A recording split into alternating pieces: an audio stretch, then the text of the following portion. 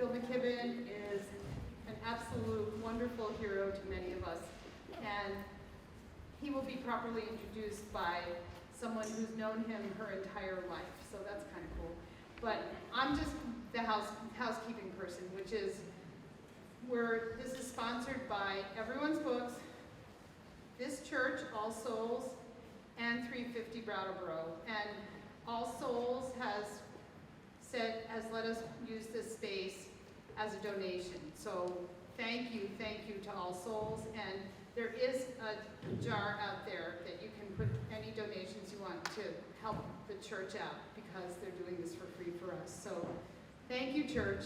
And there's also, Bill has 2 new books that have come out within the last month and a half, because he has nothing else that he does. So he's not a busy man.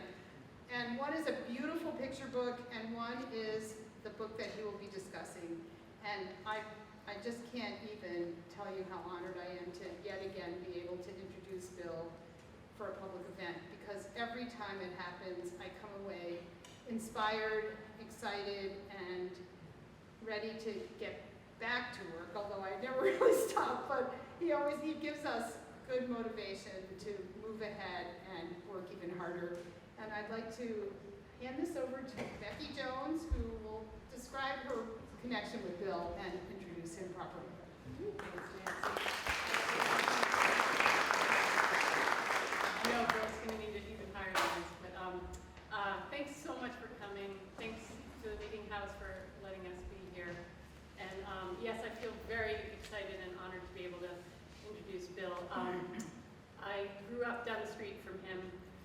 He babysat me a few times. And I'm not sure how many, and I've been inspired to be part of the climate movement, very much in part because of him. And I'm not sure how many of you got to read the New Yorker piece he shared, which is part of the book, but he describes an event in Lexington that I remember very distinctly, because my parents were on that green getting arrested also. It was for those who didn't read the piece yet, it was a civil disobedience against the Vietnam War. And that event was very important to me as a very small person. I was watching it on TV, and I still think of civil disobedience and gingerbread and lemon curd, because that's what I was eating. And I was, at the time, very embarrassed about my parents, but became very proud of them because they were doing what they believed in. And I also have to say, I'm going to try not to cry, but Bonnie Jones, which he mentioned in the piece, was my mom. And she passed, but it was really beautiful to see that. So I'm going to try not to cry. But anyway, so I'm just so pleased and honored to be able to introduce Bill. So Bill McKibben, please.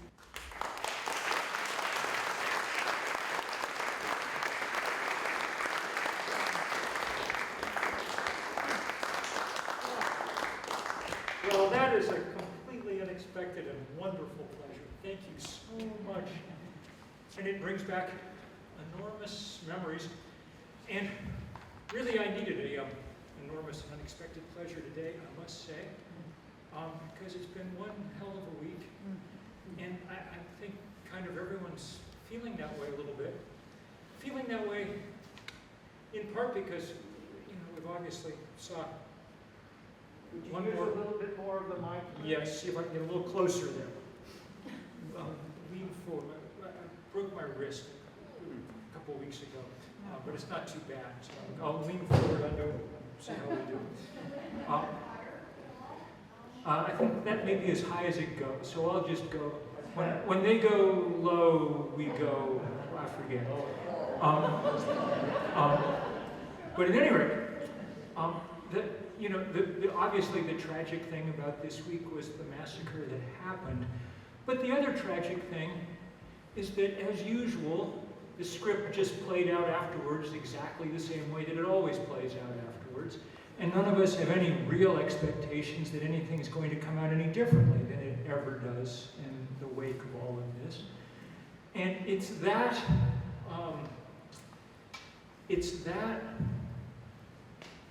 dysfunction and brokenness and craziness of our political system and the society that it formed by, that really is what got me writing this book. And of course, in some ways, it's what keeps me doing the work that I do and that so many of you do all the time to try and change things.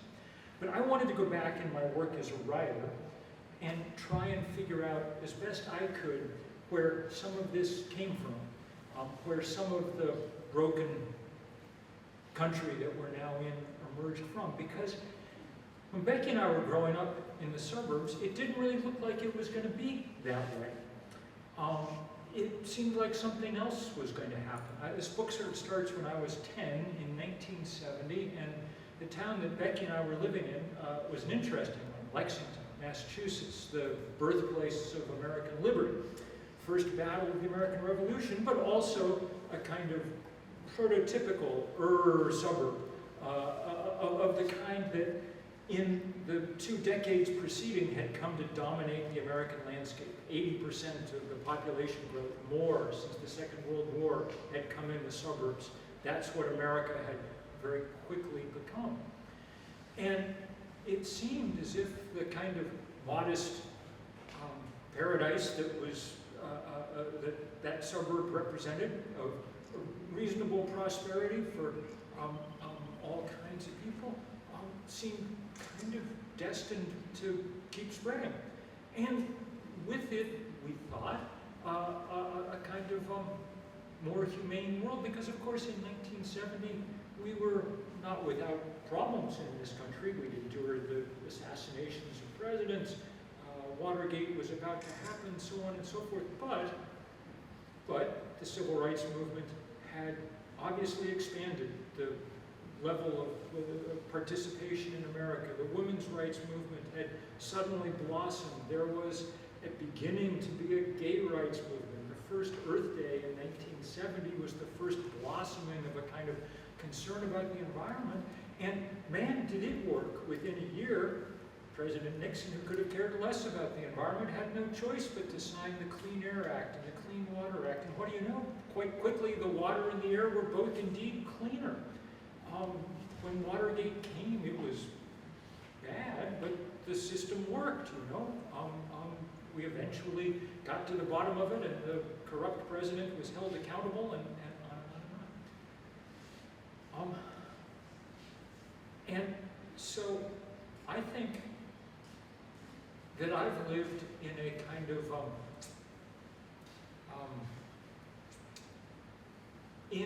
of dream world most of my life, still imagining that that was kind of the America that we inhabited, and that all the other things that went on were sort of exceptions to the rule, and that we would eventually right the course and return on that path and so on. And by this point, it's become clear that that's not true. We're not dealing with our biggest problems.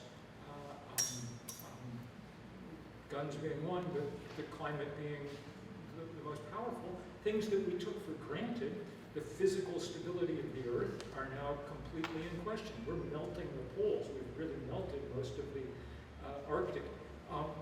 Things that we took for granted, like the stability of our political system, are obviously now deeply in question. It would have been incomprehensible, even in the midst of the turmoils that marked the 60s, to imagine people invading Congress to kill policemen and stop the counting of votes.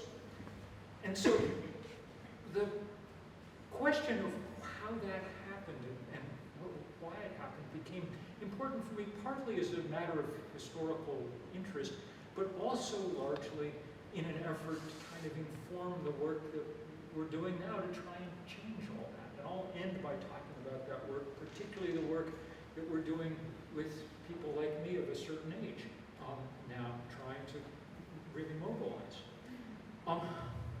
But I'll begin in Lexington.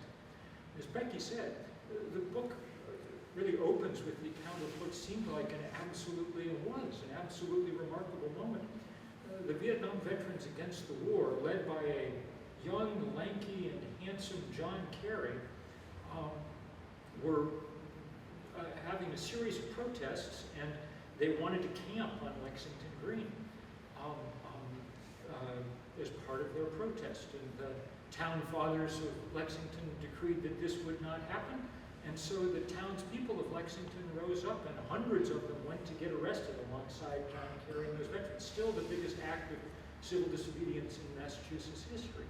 And my father, a quite mild-mannered business journalist, was completely out of character, was one of the people who went and got arrested, and it made a large impression on me. I wager it had a good deal to do with how I spent my life.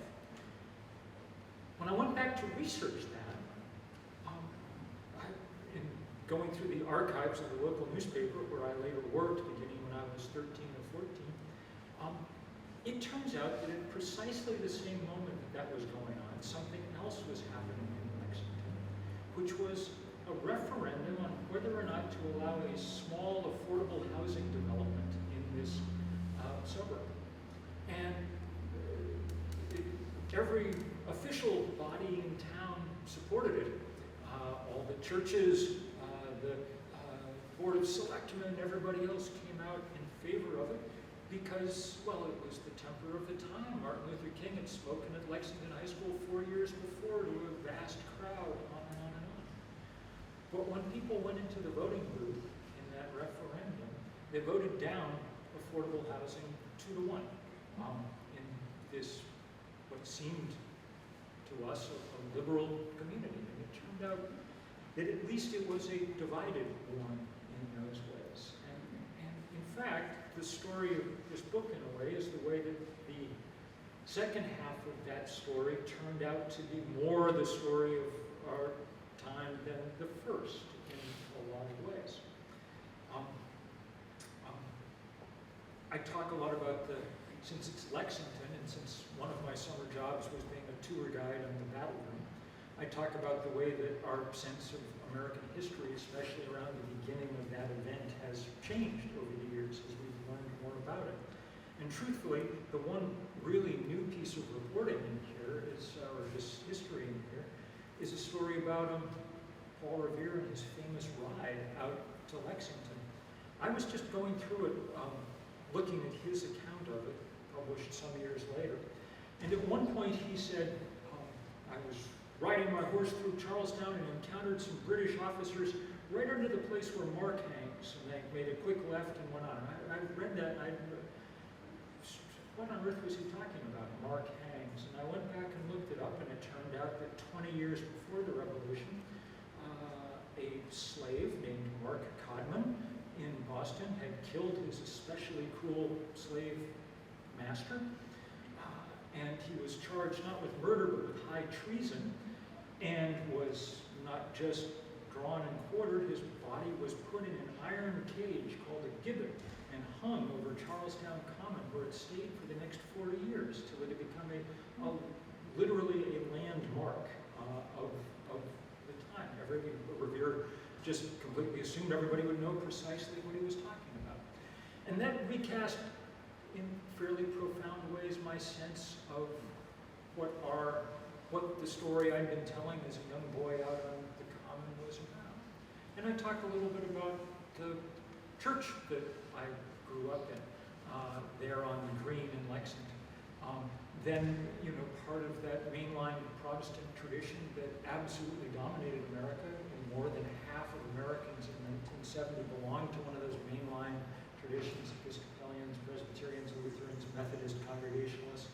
That's now about 15% of the population, and in some ways maybe the single biggest change that's happened in the years since. And then I talk the third part's about the kind of prosperity that those suburbs came to represent, and that's the section about the station wagon. And maybe I'll just read a tiny bit of that if it's okay. This book actually isn't even officially published yet, so I haven't really done this much, so you'll forgive me if I stumble a bit. We didn't actually have a station wagon. We were a sedan family, but everyone else did. Driveway after driveway filled with country squires, and Pontiac Safaris, and Buick estate wagons. The Silvermans, for instance, with whom we shared a double driveway, and whom on a warm summer evening would pile all the kids in the back and all the adults in front. We would drive off 2 or 3 miles to the Buttrick's ice cream stand, which happened to be on the very spot where a British patrol managed to detain Revere on the way from Lexington to Concord. When I say the kids piled in the back, I mean we crammed in the back cargo area. And if memory serves correctly, on the back roads, Mr. Silverman would actually lower the tailgate and let us dangle our legs over the back. Needless to say, all of this would now get you arrested for child endangerment. We loved it without thinking about it, because the car was the absolute unquestioned reality of our lives. Americans had, of course, been buying cars in big numbers since Henry Ford started up his assembly line in 1913, but until the end of World War II, the numbers were not that big. In 1950, there were only 25 million cars registered in the country. That summer over Lexington, a fleet of 7 skywriting planes puffed out a gasoline advertisement in the sky. New blue Sunoco, it said, day after day. The message took. All such messages took.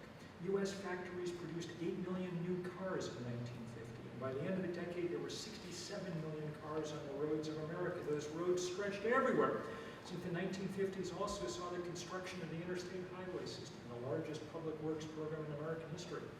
I'd never left the continent until well past college, but I'd seen an awful lot of the U.S. Vacation meant piling in the car and driving, covering ground along the route that someone in the AAA office had highlighted in our travel guide until about 5 in the afternoon, when it was time to search for a motel. The travel guide symbol for a swimming pool was an absolute requirement. And so much the better if I hope others will remember this, so much better if the establishment boasted magic fingers technology to shake the bed when you inserted a quarter. The young people here today will find it impossible to believe that we lived lives so devoid of excitement that a vibrating bed was considered, but Maya was fine. It took no time, a decade, for America to construct itself around the car. That's what the suburb was, a reflection in concrete and wood and brick of the logic of the automobile, designed for its dimensions, for its turning radius. The further out you went, the more car-centric the suburbs became, just a series of branching roads that eventually turned into driveways. More than 3/4 of Americans drove to work, and most of them drove by themselves.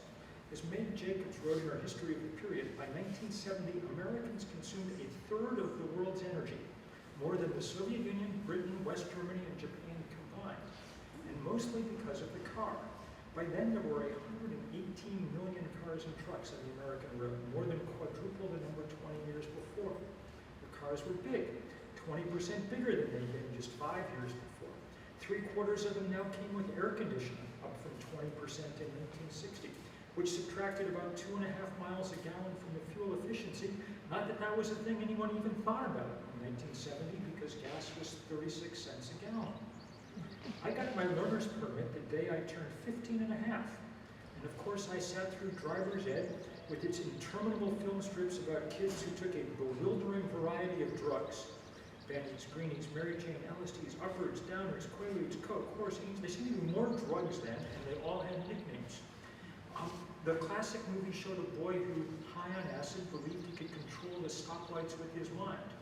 For a while it seemed to work, the narrator solemnly intoned, but then it didn't. As I recall, the film ended with an image of his wrecked car being crushed into a steel cube at some auto graveyard, a cube dripping blood. At any rate, we practiced on a driving simulator, and then on the road with a baseball coach supplementing his pay. He directed me to merge onto the highway at 70 miles an hour 4 minutes into my driving career. I loved it. And not just because cars meant sex. We literally called it parking, okay? Because it meant economic freedom. You could work in order to get money to buy gas. But my work, as I've said, was for the local chain of suburban weekly newspapers. And pretty soon, the story that I was covering more than any other was the sudden violent collision between that car culture and world geopolitics. When the second oil shock hit in 1978 after the Iranian seizure of the American embassy, I was in charge of calling all the gas stations in town to see when they'd be open and for how long, so we could print the schedules on the front page. Hours, we have no hours, someone answering the phone at the Amoco snapped. I pump gas when I feel like it. I don't think anybody in this business is suicidal, the owner of Steve's Service explained after the governor said that motorists had to prove they had half a tank or less before they could pump. Sticking your head in the window and looking at someone's gas gauge is suicidal. Along with gas station owners, though, I also got to interview the #3 man in the country's energy department. John Deutsch was an MIT professor, and in between Washington stints, he lived in Lexington. So I talked with him the week before his boss, President Carter, was to give a nationwide address on energy conservation. Deutsch, barefoot and in jeans on his back porch, was sounding appropriately sober. If you're a person in a situation where there is too little oil, you would look for easy solutions and for scapegoats, but there is no quick fix. There's no question about the fact that until the American people understand there's not as much oil as they want at prices they want, there will be problems. Carter had been striking the same note all along. In his first address as president, he said, "We have learned that more is not necessarily better, that even our great nation has its recognized limits." The energy crisis, he said, was a reminder that ours is the most wasteful nation on earth. As the gas lines grew longer, his sobriety deepened. All the legislation in the world can't fix what is wrong with America, he said. Too many of us now tend to worship self-indulgence and consumption, he said, sounding different than any president had ever sounded. We should change. We should learn that owning things and consuming things does not satisfy our longing for meaning, that piling up material goods cannot fill the emptiness of lives which have no confidence or purpose. If that sounded like an attack on suburbia, well, it kind of was. Or if not an attack, then an invitation to think a little differently. And an invitation that might actually have been answered. The 1970s had begun with the publication of a book called The Limits to Growth, an argument that some people here may remember Dana Meadows, our neighbor up I-91 in Heartland, one of the great people on earth. Limits to Growth, an argument that we were reaching ecological boundaries, which became one of the best-selling nonfiction volumes ever. A few years later, E.F. Schumacher had produced Small is Beautiful, a book so powerful that when its German-British author came to America, Carter hosted a reception at the White House. The sociologist Amitai Etzioni was a senior policy advisor in that White House, and he brought the president polling data to show how up in the air America really was. The data showed that 30% of Americans were pro-growth, 31% were anti-growth, and 39% were highly uncertain. That kind of ambivalence, he told the president, was too stressful for societies to endure. And he was right, which explains, I think, the fateful 1980 election, which I think, and this book argues, is the kind of real hinge moment in our history. There were previews that it was going to happen. 1978 had seen the passage of Proposition 13 in California, the first sort of suburban tax revolt.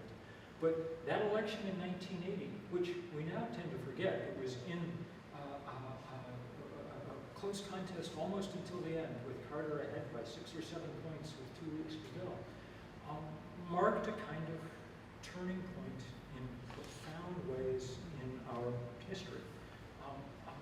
A moment, I think, in the largest sense, when we went from trying to figure out if there were ways to kind of, to continue the solidarity that had marked America as it came out of the Depression and went through World War II and in the early post-war years, or whether we were going to embrace full-blown the hyper-individualism that Reaganism stood for. The idea that government, as he always said, which is just another word for all of us working together, was the problem, not the solution. That markets were going to solve problems if we would simply get out of their way, and so on. Reagan won, and more than winning the election, his logic prevailed, I think, ever since. It's only now, perhaps, that Joe Biden is doing what he can to sort of turn that around and summon up kind of the spirit of LBJ or something. But you see how well it's going, and what difficulty he has, any of us have, overcoming that remarkable moment in our history. The place where, I mean, it's happened issue after issue and place after place. The one, of course, where I've spent most of my life is on what happened with the environment. And what's really important to understand is what a fateful decision we made right then on that question. When he was running for president in 1980, Carter had proposed and put in the budget money to make sure that America would be 20% powered by solar energy by the year 2000, which was a goal we could have met. There's no technological breakthrough that we have now that we didn't have then that would have prevented it. And if we had, obviously the course of history would be very, very different. We wouldn't have solved climate change, but we would be very far on the way to doing so and live in a different world. But of course, that's not what happened. Within a year or two of taking office, Ronald Reagan took down the solar panels that Jimmy Carter had put on the roof of the White House. I actually later found those solar panels up in a little tiny college in rural Maine called Unity College. With a couple of students from Unity, we put them on the back of a van and drove to Washington, having rallies along the way, and then tried to present them to the Obama administration to put back up. But they wanted no part of them because the Obama administration was still scared of the legacy of Jimmy Carter and sacrifice and whatever they thought it represented. So now we're in, obviously, a really, really hard place. And the argument of the book, but really the argument of the work I've been doing more and more in the last couple of years, is that it's probably time for those of us who were around in that period, and I see one or two other people in this group, to rise to this occasion now and do this work. You know, we've started this thing called Third Act over the last year, which is booming very quickly into a big activist movement for people over the age of 60. And the argument really is that our first act was pretty darn good, at least interesting. We were around to either participate in or bear witness to really remarkable and transformative change in area after area. Our second act, taken as a whole, with many noble exceptions who I'm sure are filling most of the chairs here tonight, but taken as a whole, our generational second act was somewhat more about consumerism than it was about citizenship, and we let a lot of things slide. And so now we're in a different world than the one we envisioned. That water being under the bridge, it's probably time for us to make our third act more interesting again. And we have skills acquired over a lifetime. We have resources. Most of the money in the world, in the country, accrues to people over the age of 60, about 70% of it, compared with about 5% of millennials. So if you want to pressure Wall Street, you're going to need people with hairlines like mine. We vote like crazy, punch way above our weight politically, so if you want to pressure Washington, much the same. And now we have kids and grandkids that kind of sharpen one's focus about the legacy one's about to leave behind. Maybe just read a tiny bit more about the debt that we owe, and I talk about it in many terms, but just one more little bit. If you're 60, 82% of the world's fossil fuel emissions have occurred in your lifetime. For 85-year-olds, interestingly, that 82% only goes up to 90%, which is a reminder of how compressed in time the carbon explosion has really been. If you're 60, for 3/4 of your adult life, you've known about the dangers of the climate crisis, but it hasn't impinged all that much on most of our lifestyles. But now, if we're to hold the temperature increase to 1.5 degrees Celsius, as the world promised in the Paris Climate Accords, the global lifetime carbon budget for someone born today will be 43 tons of CO2, about 1/8 as much as for someone born in 1950. And even if they do the hard work to meet that target, they will still get to live their lives on a planet without an Arctic where forest fire season stretches on implacably. All these debts translate into, among other things, a reluctance to form families and have children.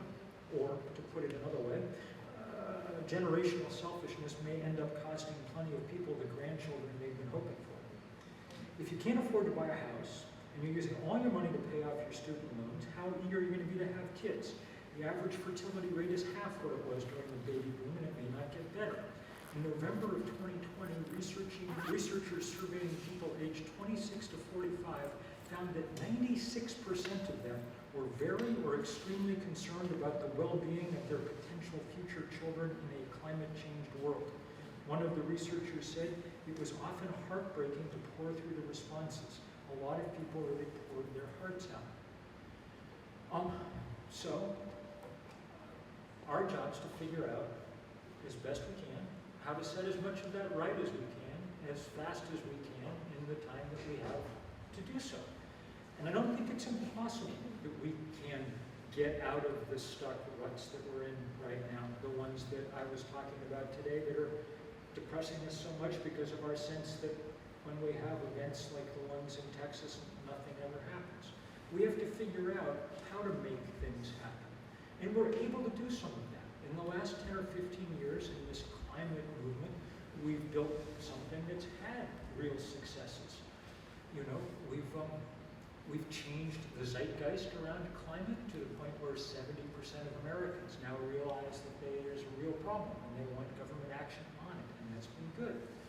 We've been able to block all kinds of new infrastructure, like the Keystone Pipeline. Many thanks to all in here who helped. It took 10 hard years of work, but it was really important not only because it stopped one pipeline, but because it convinced people that we could stand up to big oil. And now every pipeline and every frack well and every other thing like it gets fought, and that's good. The fossil fuel divestment movement that Naomi Klein and I launched about, well, almost exactly a decade ago, turned into the biggest anti-corporate thing of its kind in history. We're now at about $40 trillion in endowments and portfolios around the world that have divested from fossil fuel, and it's put huge pressure on that industry. Shell, in its annual report a couple of years ago, said it had become a material risk to its business, which is good because Shell's business is a material risk to life on planet Earth. I'll add just in passing that one of the ongoing sadnesses, almost shames of my life, is that Vermont has yet to join Maine, New York, and Quebec, and all the other states that have divested from fossil fuel. But we are now going to get a new treasurer in this state, and so it'll be really important to try and make this happen soon. That's one important thing that we probably can make happen in next year, I think, and really should, if for our own self-respect, if nothing else. But we need to do more, and we can. I had a piece in the New Yorker last week that I think was one of the most important things I've written in a very long time, because it's about a new study that provides powerful new information about where emissions come from. And it was about the banking system. Every company on earth that is pretending that needs to do something about climate change every year fills out this big worksheet that talks about its scope 1 emissions and its scope 2 emissions and its scope 3 emissions. Its scope 1 emissions are the very direct things that it does, the energy that it uses in the vehicles that it drives around, or the mine where it's mining, or whatever. Scope 2 is the energy that it buys from utilities and things. And scope 3 is everything else, all the energy embedded in its supply chains of all kinds. There's always been a line in that scope 3 thing for emissions created by the cash that you have sitting in the bank. Because if you think about it, a bank is part of your supply chain. In that sense, it's supplying you with services. You're putting money there, and that money, if it gets lent out to build new pipelines or things, produces carbon. But no one had ever been able to calculate how much, so it was just left blank. Well, finally, as of last week, we have a way to calculate this. And it turns out the numbers are almost unbelievable. In fact, the guy who was doing it said, when I was first doing these calculations, I thought I put the decimal place in wrong because it just seemed an order of magnitude too large. But it turns out that cash produces, in the banking system, produces astonishing quantities of carbon. They looked first at the big tech companies that have the most cash on hand because they're all pledged to reduce their emissions to zero. Well, it turns out that if you count that cash in, Google's emissions went up 111%. Microsoft's 171%, I think. Apple's 66%. Netflix cash produces way more carbon than all the streaming that everybody does around the world, millions of hours a day watching Netflix and heat, as it were. Amazon produces more carbon from its cash than they do from all delivering and warehousing and everything in their shelves. So that was really interesting because we badly want those guys on the side pushing the banks to do the right thing, to stop lending to the fossil fuel industry. And these banks are so big, I mean, these companies are so big, Apple's not going to go to the local credit union, and for its business because they're too enormous. If they're going to change that, they're going to actually have to change the banks. And so, Tim Cook from Apple sitting down with Jamie Dimon from Chase is at least a conversation of equals, and so that was good. But the same logic about cash turns out to apply to all the rest of us too. If you have $125,000 in the banking system in some way or another, in the mainstream banking system, it's producing more carbon than everything a normal American does in a normal American life. All that cooking, driving, flying, heating, cooling, whatever, which is pretty astonishing and kind of good news because it's actually fairly easy to change. Not dead simple, but fairly easy. Which is why at Third Act we've launched this big campaign around banks, and there's a pledge for people to switch their accounts or at least cut up their credit cards from B of A and Chase and Wells Fargo and Citi at year's end if these banks haven't begun to move. That's the kind of pressure we need to be putting on, and putting on fast. And we need to grow these movements large as we can. Young people have been doing their job.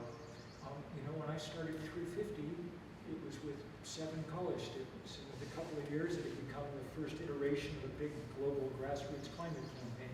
Started here in Vermont, but we've organized 20,000 demonstrations in every country on earth except North Korea. And young people have come in to do all the other work. It was kids who had cut their teeth on the divestment campaigns in college who formed the Sunrise movement that brought us the Green New Deal and really the Build Back Better bill that would be the first serious climate legislation Congress had ever passed if we could somehow get Joe Manchin out of the way. And of course it was young people exemplified by Greta Thunberg that provided the biggest single boom in all of this. Greta is one of the great people in the world, one of my favorite people to work with, the first person almost that I told about this Third Act stuff. But she'd be the first to say, there are 10,000 Greta Thunbergs around the world and they have 10 million followers. And they really do. I mean, 10 million kids went out on strike in September of 2019, right before the pandemic came in. So kids are doing their job.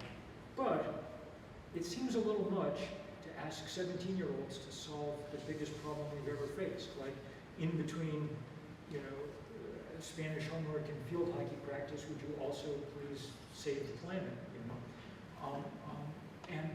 And so it's great fun to get to collaborate with them in this work.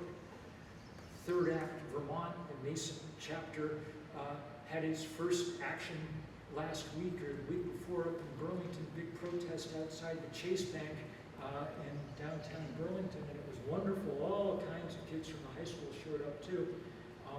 And so they were there in front of the bank, and behind them this big crowd of older people, and happily with a sense of humor, someone had a large banner that said, "Fossils against fossil fuels." That's the spirit that we're going to need in order to make this happen.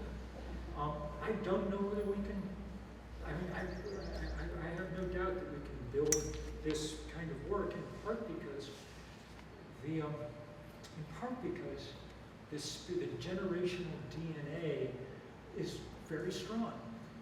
And many of the people who were cultural icons from that first act are still around and still very willing to help out. It's been great fun to get to work over the last months with Jane Fonda and Carole King and Bette Midler and Neil Young and on and on and on. Fight me if you will, young people, but the one thing we had the best music there ever was. Here you go. I don't know if we're gonna. I mean, time is pretty short, and the inertia and vested interest, is enormous. I wrote a piece this morning, sort of comparing it to mud season in Vermont, and the way you can really get just deeper and deeper in until your tires start spinning, and that's kind of that. And it feels like we're in that kind of almost quicksand now, and no obvious way out, except that history indicates that when movements catch fire and push, things can change fairly fast, and that's what we're going to have to hope. So,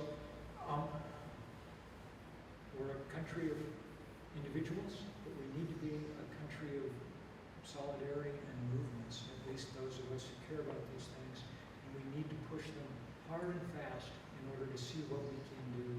And so I know everybody here is already engaged in all this kind of work, and I know you'll engage in lots more of it. I just want to say thank you enormously for doing all that. I'm going to stop now, and if we've got, Nancy, a few moments for questions, yes? Absolutely. 10 or 15 minutes is great, and then I'll put my mask back on and sign a book or two if people want, or whatever you want. Yeah, you hooked up with the Climate Reality Project on activity. They have 7,000 Yes, people from, question is, we hooked up with people from Climate Reality Project, and of course Al Gore is an old friend and perfect exemplar of this kind of work, and they're absolutely helping out, and many of their people are helping. And the point is not to just have new organizations all the time and cannibalize old ones and things. Really the point of doing this third act stuff is in part to help older Americans see themselves in a slightly different way. There's this idea that people become more conservative as they age, and a certain amount of statistical evidence to back it up. You have more to protect or whatever, and we have an entire media ecosystem based in Fox News whose entire business model is scare old people. Literally, that's their business model. You can tell because every ad on the thing is for like walk-in bathtubs and stuff. The median age of a Fox News viewer is 68, which means half of them are older than that. So that's their business. So it's difficult, but really important to try and allow people to see themselves in a different way. Since we vote in such huge numbers, if we can move the margins, even a couple of percentage points in that demographic, it'll have extraordinary effect. It'll take a little while to do that, but it's a fight worth having, I think. Yeah. So, two things. One is I divested several years ago. I still made 15% last year on the stock market, so you will not lose money divesting. There are companies out there that will do it for you, so that's one thing. The second thing is, I'm in public health, and there's a number of us in public health who are pushing to get people to either not eat beef at all or to vastly lower beef consumption. I'm wondering what you think the dietary component of trying to get people to change their eating habits, what effect that will have. Yep. Very good questions about diet and carbon and things. And it turns out that in fact, agriculture accounts for about 18% of emissions, and livestock the predominance of that, especially because we keep cutting down rainforest in order to pasture more cattle. You all know that there's lots of good reasons to eat less meat, and I won't remind you of them. I will say that I've been doing a lot of work with this wonderful guy who started this thing called the reducitarian movement to get people to cut in half the amount of meat they're eating, and they're finding that actually is somewhat easier pitch to get lots of people to engage in than, much as I admire the vegans of the world, there's sometimes a slightly Puritan zealotry that emerges that has the somewhat off-putting effect occasionally on other people. And so this turns out to be a very good way of doing it. We just published a really good book called Meet Me Halfway in AAT. I got to write the forward to, but I did not come up with the bad pun in the title. I will say, however, that and I probably should have said this before, I was sort of implicit in what I was saying. It's important for all of us to think about our own habits and our own bank accounts and whatever else, but we are past the point where we're going to make this climate map work one Tesla at a time, one vegetarian dinner at a time. I'm glad my house is covered with solar panels, and I'm glad they're plugged into my EV and all of that, but I don't try to fool myself. I mean, I know that if we're going to do this, the most important thing individuals can do is be somewhat less of individuals and join together with others in political movements large enough to change the basic ground rules here. So very good to be working hard on that. And public health people in general are an important part of this fight now, because among other things, we're come to understand in new statistical ways just how much damage fossil fuel does, even when it isn't heating the climate. Simply breathing the combustion byproducts of fossil fuel, we now know, kills about 9 million people a year on the planet, which is more than COVID and HIV/AIDS and malaria and TB and war and terrorism combined. It's the second or third leading cause of death on the planet, and it's all unnecessary because now we have, they've lowered the price of solar power and wind power 90% in the last 10 years. I had a piece in the New Yorker earlier this year where I said the technological change is sufficient that we're now at the point where the 200,000-year human career of setting stuff on fire can come to an end, like almost overnight if we want. We know that, that the good Lord was kind enough to set a big ball of burning gas 93 million miles away in the sky, and we know how to use it to do everything we need to do now. And that's really the challenge to go there and go there fast. Yeah, I'm heartened to see that we were all able to do this on a planetary level thanks to COVID and cut our emissions immediately from one day to the next. And so I think that to me that's been one of the most hopeful things in the recent decades, because all the things we said we couldn't do, we could do from one day to the next. And in your experience, have you seen anything that we could sort of nail down? Like, we got this, we keep it, we don't go back. And because I love to drive to Boston with no traffic. And Yes. I know it's possible, so how do we hold on to that? Well, the question's a very good one. It's about COVID and how we saw a quick fall in emissions and what can we hold on to from that. And it's very true. It's also true that emissions bounce back immediately to the same point or higher. And really one of the things that COVID drove home was, in a sense, what I was saying before about how ingrained this is and how a little bit of it's individual, but not that much. Because in those first couple of months of COVID, when we changed our lives far more than any environmentalist had ever imagined. I mean, everybody stayed home, nobody got on an airplane, work, became entirely something you did through a screen. That was that, Emissions did fall, but what was interesting is they only fell about 10% overall, and which I think shows the limits of how much we can. Most of that carbon is embedded in the systems that, and so you have to get into the guts of that and pull out the carbon, the coal and gas and oil, and put in the sun and wind, which is really a political task above all. So, to me, the most hopeful thing about COVID years, which I try very hard to hold on to, even in the gathering face of adverse evidence, was that at least for a little while, it did indicate that we were capable of acting together and with each other's interests in heart. And really, it's worth remembering that something like 2/3 of Americans managed to really do that for most of this COVID period. And we tend to overlook that because the people who refuse to follow on we're so noisy and so, you know, well, I mean, it's been nutty, you know, watching our.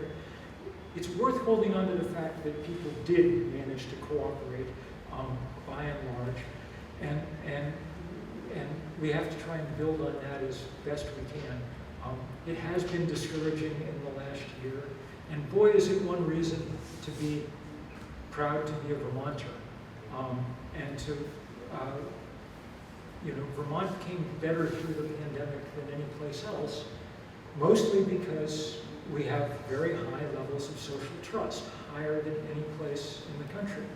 And that meant that people did the things that they were, because why wouldn't you? Everybody here tonight has a mask on. Why wouldn't you? You know, it's the neighborly thing to do. And that's part of the sense that we have to get back to.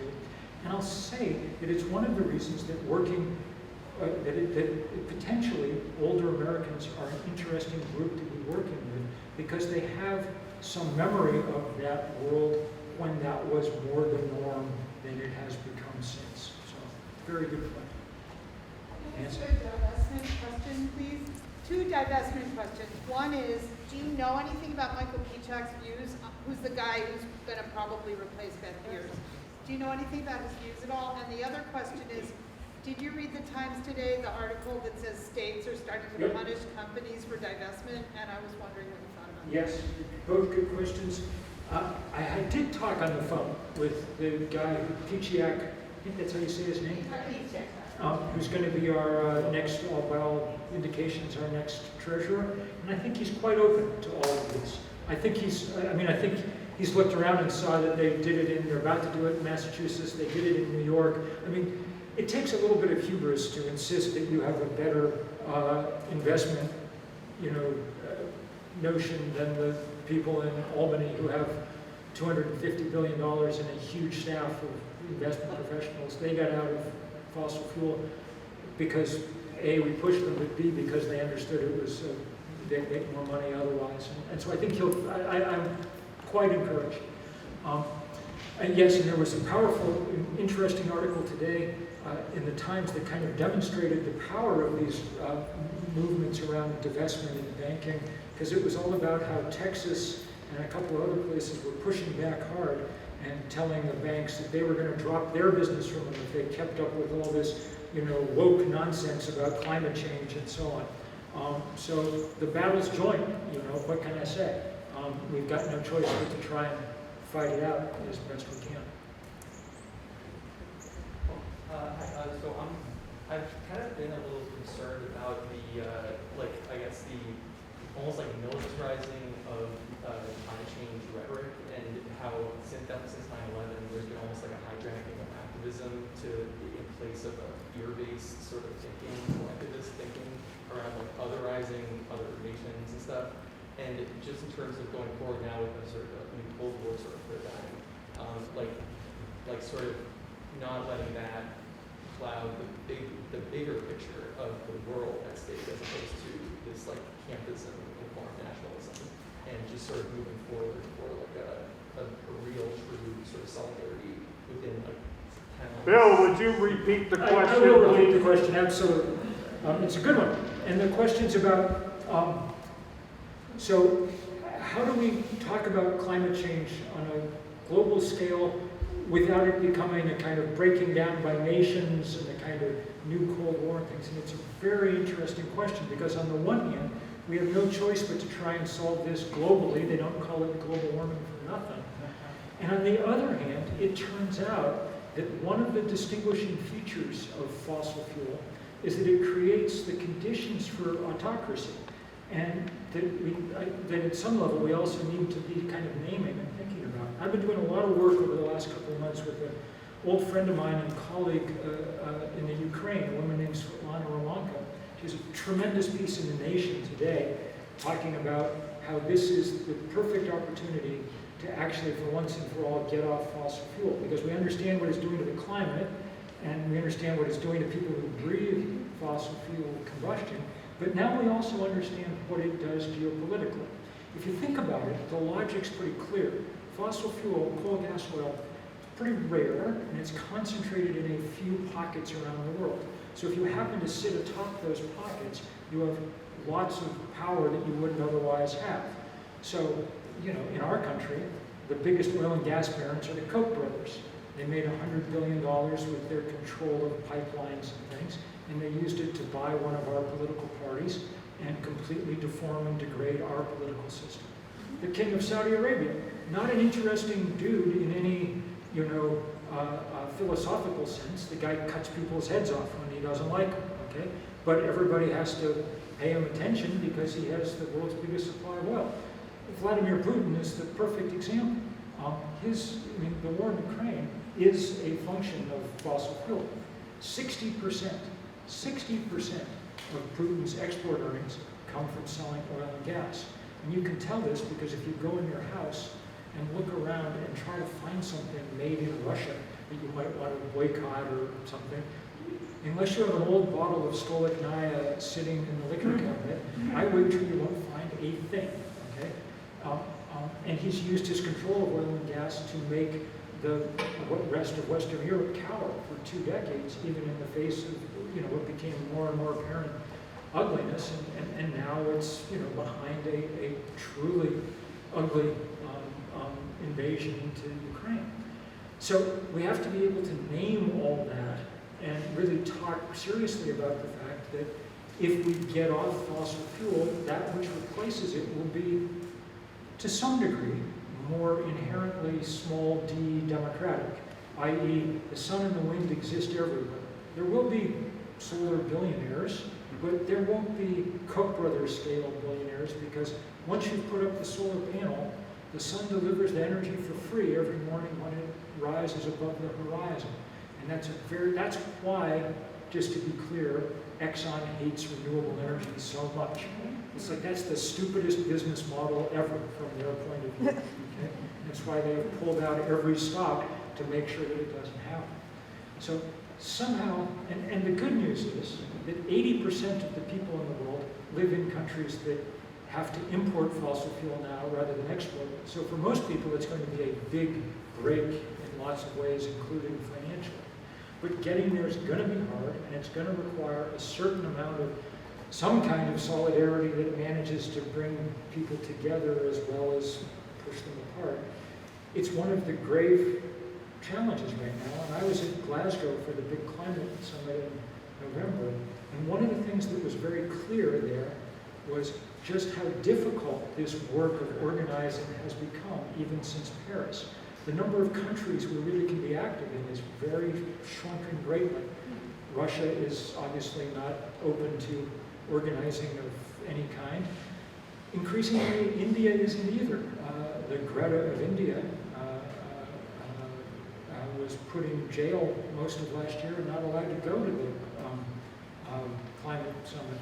Turkey, Brazil, our country under Trump, which pulled out of the international negotiations at all. It's one of the reasons that I spend more and more time focused on Wall Street and finance, because if most of around the world, too much political power has ended up in autocratic hands, and even in this country, way too much political power has ended up in small red states, you know, so on and so forth. Most of the money is still in places where we can get at it. It's in New York and San Francisco and Frankfurt and Tokyo and London and places where we can mobilize and work. And if we can get action on Wall Street, it'll happen fast. If Chase tomorrow said, you know what, we're no longer lending for fossil fuel expansion, that window is closed, that would reverberate around every stock market in the world in a matter of minutes. In the best case, political action moves all too slowly. So your point is a very good one, and we have to bear in mind at all times, and we've somehow got to figure out how to push this system enough to make it work. One last question. Okay, well, I'd like to make a comment. I'm listening very carefully. Everything that you're saying is making sense. But I can't deal with the globe. I can't deal even with this country. What I know, or feel like I know, years ago in the 60s, we would say, the revolution starts in your own head. And I think what that means is that social change begins on the grassroots. And if you're a homeowner in this town and you have a house that's worth $200,000 and you want to sell now because you can get $400,000, you will never be able to form or be a part of a community that will be able to work towards the change that you want, that we want. If your values and ideas and definitions about private property are the same ones that we all live by, that Bill Gates and all of those others live by, you're the same as they are, just on a smaller scale. And until we come to grips with how we live and how we are and what we do, we're spinning our wheels. And it very much looks, when you look around us right now, that we are spinning our wheels. Well, I think we are, as I said at the beginning, I think that we're at a moment when we're spinning our wheels. And I think that the answer is, as people began to show us in the 20th century with the single great invention of the 20th century, which wasn't nuclear power, and it wasn't genetic technology, it was nonviolent movement building. A technology that emerged from the margins, that came from the suffragists and from Gandhi and from Dr. King and from a million other people whose names we don't know, but who managed to figure out a way for people to stand up to the most powerful people on earth. But it only works if we work together, and it only works if we manage to speak with at least something like a unified voice as we're doing this work. So that's why look, you can tell I'm not a great speaker, and it's a kind of an irony that I've spent the last 20 years of my life kind of building movements, because I'm a writer. I mean, given my druthers, I'm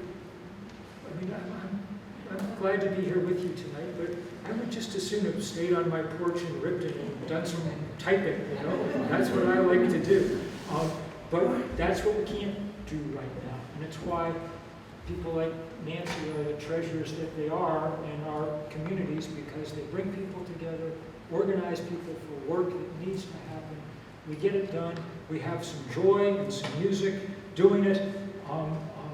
We do our best to figure out what worked and build on that and come back and do it another day. That's what it means to be a citizen and a responsible human being, and you all are, so I thank you enormously.